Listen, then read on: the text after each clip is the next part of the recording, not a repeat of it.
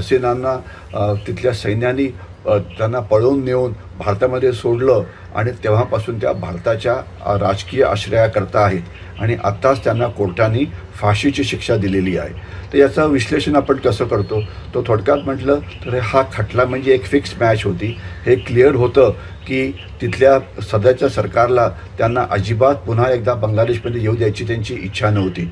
तसं म्हटलं तर अवामीनी गेले 15 वर्ष देशावरती राज्य केलेलं आहे.